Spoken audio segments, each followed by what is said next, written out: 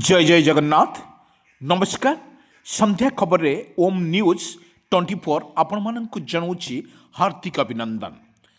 वर्तमान जहाँ अपडेट खबर सामना को आसूची दर्शक बंधु वर्तमान ओडिशा रे जारी रही शीतर प्रकोप। शीतर प्रकोप रे सारा ओडिशा वर्तमान बेहाल परिस्थिति रही किंतु वर्तमान पानीपाग विभाग तरफ वर्तमान जहाँ अपडेट खबर सामना को आसूची पानीपाग विभाग तरफ वर्तमान जो भली दिल्ली रे प्रबल वर्षा मध्य जारी रही। अन्य राज्य कथा जदि कहीपर अन्य राज्य रे वर्तमान दिल्ली एवं छत्तीसगढ़ प्रत्येक राज्य रे वर्तमान भारी वर्षा मध्य जारी रही। दर्शक बंधु बिजुली घड़घड़ी सहित वर्षा मध्य संभावना अधिक थिबारु भारतीय पानीपाग विभाग तरफ पूर्वान करिछि। ओडिशा पर यार प्रभाव पड़ी पारे बोली मध्य आकलन करिछि भारतीय पानीपाग विभाग। भारतीय पानीपाग विभाग तरफ ओडिशा रे जो भली वर्तमान वर्षा एवं बिजुली घड़घड़ी को लेकिन वर्तमान जो अपडेट खबर सामना को आसूची दर्शक बंधु ओडिशा रे पाखापाखि जो भली रही वर्षार भिजी पारे पुणी सारा ओडिशा। ए लघुचाप जनित वर्षा नुहे वर्तमान अदिनिया वर्षा रे भिजी पारे सारा ओडिशा। जदि आम कथा अन्य राज्य रे वर्षा मध्य जारी रही। जदि ओडिशा रे प्रबल वर्षा एवं बिजुली घड़घड़ी सहित वर्षार संभावना अधिक थिबारु भारतीय पानीपाग विभाग तरफ पूर्वान मध्य करा जायछि। वर्तमान जो अपडेट खबर सामना को आसूची दर्शक बंधु ओडिशा रे प्रबल जो भली शीतर प्रकोप रही एवं ओडिशा उपरे यार प्रभाव केते रहिबो ताहा मध्य स्पष्ट करिबो भारतीय पानीपाग विभाग। पूरा खबर पर टिके नजर पकई नवा दर्शक बंधु आसतु एक लघुचाप जनित वर्षा जितेकाले ओडिशा पर प्रबल मात्रा थिला सेतेकाले बंगोपसागर कथा कहतु आरब सागर कथा कहतु ए आरब सागर बंगोपसागर रे प्रबल वर्तमान घूर्णिझड़ सृष्टि होता एवं परे परे ताहा मध्य प्रबल बात्यार रूप मध्य नैथिला ताकू मध्य एक जहाँ अपडेट जो न्यूज माध्यम आम स्पष्ट करुचु। वर्तमान आज जो संध्या बेले जो प्रस्तुत होइछि न्यूज माध्यम दर्शक बंधु आम कही रखुचु ओडिशा रे आज मध्य सेभली एते खरार तेज मध्य नथिला एवं हालकारु मध्यम धरणे पवन मध्य बहुतला किंतु एते गरम मध्य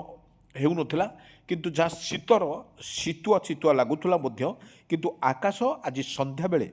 जो भली आकाश मेघाच्छन्न रही दिन जो भाया रही तार मध्य आज देखा मिलूँ और 4 ରୁ 5टा मध्य से भली भाव में हालकारु मध्यम धरणर पवन मध्य रही जे पवन बाजिले किछि क्षति हो पारे बोली मध्य आकलन करुछि आंचलिक पानीपाग विभाग। आंचलिक पानीपाग विभाग तरफ जो भाया दि जाइछि सतर्क घंटी मध्य दि जाइछि ओडिशा रे पाखापाखि आहुरी 2 सप्ताह धरी शीतर प्रकोप रही पारे बोली मध्य आकलन करिछि बा पूर्वान करिछि भारतीय पानीपाग विभाग। परे परे दिल्ली रो बा अन्य राज्य मानकर जो भली प्रबल वर्षा बिजुली घड़घड़ी सहित वर्षा मध्य जारी रहितला यार ओडिशा परे निश्चित भाव में प्रभाव पड़ी पारे बोली मध्य आकलन करुछि भारतीय पानीपाग विभाग। दर्शक बंधु कहबा जो भली भाव में ओडिशा रे जो भली रहिछि लघुचाप जो प्रबल अंचल रही जो लघुचाप रही आज सकाळु जो भली रही तार मध्य प्रभाव आज संध्या बेले मध्य आकाश मेघाच्छन्न सहित किछि स्थान रे वर्तमान अनेक जिलार मध्य आकाश मेघाच्छन्न रहिबा सहित हालकारु मध्यम धरणर पवन मध्य बहुतवार दृश्यमान होइछि। दर्शक बंधु आम कहीपर आकाश मेघाच्छन्न सहित वर्तमान रबी फसल समय ए रबी फसल समय किए धानर व्यस्त रोच तो किए अन्य फसल करिवार मध्य व्यस्त रोचे किंतु कृषक भाईटी तार निजर गुजरान मेंटेपी कृषि उपर ही निर्भर करे एवं जो कुहुड़ा प्रभाव मात्रा ओडिशा पर रही कुहुड़ा एत जोर क्षति करुच्ची गछपत्र ठारू एवं समस्त को मध्य गछपत्र मध्य जो फूल कषि दौर कुहुड़ा नष्ट कर दौच बोली स्पष्ट चित्र होइछि किंतु आमे एभली एक चित्र देखौचु जो भली कुहुड़ा वर्तमान ओडिशा पर प्रबल मात्रा रही एवं आकाश मेघाच्छन्न रहिबा सहित वर्तमान आकाश मेघाच्छन्न रही अनेक स्थान रे वर्तमान भारी वर्षा को नहीं मध्य सतर्क सूचना ଜାରି କରିଛି କିନ୍ତୁ ଓଡ଼ିଶା ଉପରେ ଏତେ ପ୍ରଭାବ ପଡ଼ିବ ନାହିଁ ବୋଲି କିନ୍ତୁ ଅନ୍ୟ ରାଜ୍ୟରେ ଯେତେବେଳେ ପ୍ରଭାବ ରହିଛି ବର୍ଷାକୁ ନେଇ ମଧ୍ୟ ସତର୍କ ସୂଚନା ଜାରି କରିଥିଲା ଭାରତୀୟ ପାଣିପାଗ ବିଭାଗ କିନ୍ତୁ ଓଡ଼ିଶା ଉପରେ ଏହାର ପ୍ରଭାବ ନାହିଁ କିନ୍ତୁ ଆଂଶିକ ପରିମାଣରେ ଅଦିନିଆ ବର୍ଷା ହେବ ବୋଲି ମଧ୍ୟ ଆକଳନ କରୁଛି ଭାରତୀୟ ପାଣିପାଗ ବିଭାଗ କିନ୍ତୁ ଭାରତୀୟ ପାଣିପାଗ ବିଭାଗ ତରଫରୁ ଆପଣଙ୍କୁ କିଛି ଭିଜୁଆଲ୍ ଲାଇଭ୍ ଭିଜୁଆଲ୍ ମଧ୍ୟରେ ସ୍ପଷ୍ଟ କରୁଛୁ ଦେଖନ୍ତୁ ଦିଲ୍ଲୀର ଆଜି ହଠାତ୍ ସକାଳୁ ସକାଳୁ ବର୍ତ୍ତମାନ ଯଦି ଦେଖିବା ଯଦି 23 ତାରିଖ କଥା କରିବା ସକାଳୁ ସକାଳୁ ପ୍ରବଳ ବର୍ଷା ମଧ୍ୟ ହୋଇଛି ଅନେକ ଛତିଶଗଡ଼ କଥା କହିବା ଛତିଶଗଡ଼ରେ ମଧ୍ୟ ପ୍ରବଳ ବର୍ଷା ମଧ୍ୟ ହୋଇଛି କିନ୍ତୁ ଓଡ଼ିଶା ଉପରେ ମଧ୍ୟ ଦିନରେ ତାପମାତ୍ରା ବୃଦ୍ଧି ଯୋଗୁଁ ଏବଂ ତାପମାତ୍ରା ଅଧିକ ଯୋଗୁଁ ବର୍ତ୍ତମାନ ଗରମ ଅନୁଭୂତ ହେଉଛି କିନ୍ତୁ ପରେ ପରେ ରାତିରେ ଯେଉଁଠି ଟେମ୍ପରେଚର ବର୍ତ୍ତମାନ ରହିଛି ପାଖାପାଖି ମଧ୍ୟରାତ୍ରିରେ ପାଖାପାଖି ଶୀତର ପ୍ରକୋପ ଅଧିକ ରହୁଛି କିନ୍ତୁ ରାସ୍ତାଘାଟରେ ଯେତେବେଳେ ବାଇକ୍ ଏବଂ ଯାନବାହନ ଚଳିକି ଆସିଲା ବେଳେ ମଧ୍ୟ ଶୀତର ପ୍ରକୋପ ଅଧିକ ରହୁଛି ତା ମଧ୍ୟ ସ୍ପଷ୍ଟ ହୋଇ ବାରି ହେଉଛି ଅନେକ ଜିଲ୍ଲାରେ ମଧ୍ୟ ଏଭଳି ଏକ ପରିସ୍ଥିତି ସୃଷ୍ଟି ହେଉଛି କିନ୍ତୁ ଦିନରେ ସକାଳୁ ସକାଳୁ ସାମାନ୍ୟ ଶୀତ ମଧ୍ୟ ଲାଗୁଛି କିନ୍ତୁ 9ଟା 10ଟା ବେଳେ ପ୍ରବଳ ଗରମ ମଧ୍ୟ ଅନୁଭୂତ ହେଉଛି ଓଡ଼ିଶାରେ ଖରାର ତେଜ ଏତେ ନଥିଲେ ମଧ୍ୟ ତାହା ମଧ୍ୟ ଖରା ଅଧିକ ପରିମାଣରେ ଖରା ରହୁଛି ଏବଂ ତାହାର ମଧ୍ୟ ଆଜି ଯେଉଁଭଳି କାଉଁଳିଆ ପାଗ ସହିତ ହାଲକାରୁ ବର୍ତ୍ତମାନ ପବନ ଜୋରରେ ମଧ୍ୟ ବହୁଥିଲା ଏବଂ ଏହି ବର୍ଷା ଯେତେବେଳେ ଅନ୍ୟ ରାଜ୍ୟମାନେ ଯେତେବେଳେ ପ୍ରବଳ ବର୍ଷା ମଧ୍ୟ ହୋଇଛି ତାକୁ ମଧ୍ୟ ଆକଳନ କରୁଛି ଭାରତୀୟ ପାଣିପାଗ ବିଭାଗ ଭାରତୀୟ ପାଣିପାଗ ବିଭାଗ ତରଫରୁ ଯେଉଁ ପୂର୍ବାନୁମାନ କରାଯାଇଛି ଓଡ଼ିଶାରେ ପାଖାପାଖି 30ଟା ଜିଲ୍ଲାରୁ ବର୍ତ୍ତମାନ 18ଟି ଜିଲ୍ଲାରେ